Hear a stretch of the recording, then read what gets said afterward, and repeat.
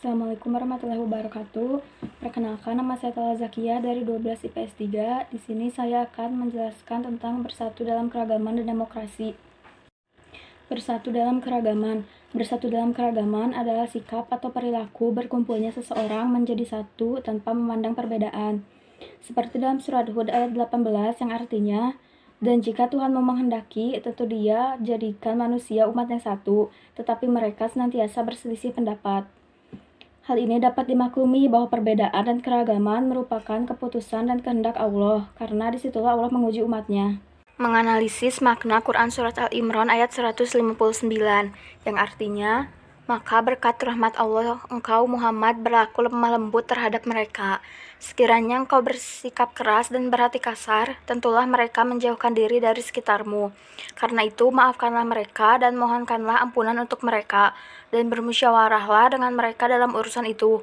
Kemudian apabila engkau telah membulatkan tekad, maka bertakwalah kepada Allah. Sungguh Allah mencintai orang-orang yang bertawakal. Pada surat Al-Imran ayat 159 berisi pesan tentang sikap demokratis, musyawarah, dan toleransi dalam perbedaan. Juga berperilaku lemah lembut, tidak kasar, tidak berhati keras, dan memberi maaf.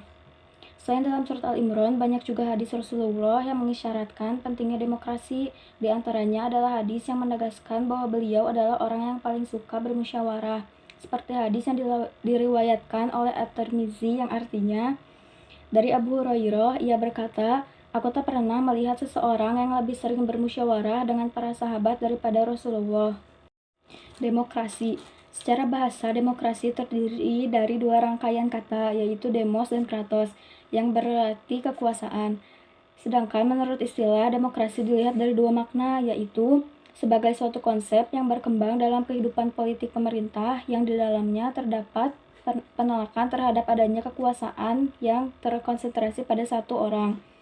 Sedangkan yang kedua, demokrasi dimaknai sebagai suatu konsep yang menghargai hak-hak dan kemampuan individu dalam kehidupan bermasyarakat.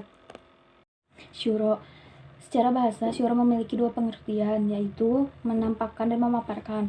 Adapun menurut beberapa ulama terdahulu memberikan pendapat, yang pertama dari Ar-Raghib Al-Asfahani, ia mendefinisikan syuro sebagai proses mengemukakan pendapat dengan saling mengkoreksi antara peserta syuro. Yang kedua dari Ibnu Al-Arabi Al-Maliki.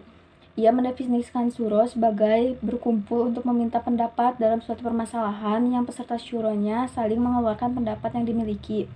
Yang ketiga, definisi syuro menurut pakar fikih kontemporer dalam Asyuro fi Zilli Nizami Al-Hukum Al-Islami, yang diantaranya adalah proses menelusuri pendapat para ahli dalam suatu permasalahan untuk mencapai solusi yang mendekati kebenaran. Persamaan antara demokrasi dan syuro. Syuro hanya merupakan mekanisme kebebasan berekspresi dalam penyaluran pendapat dengan penuh keterbukaan dan kejujuran. Sedangkan demokrasi mencakup ruang yang lebih luas. Syuro juga merupakan bagian dari proses berdemokrasi yang di dalamnya terkandung nilai-nilai yang diusung demokrasi.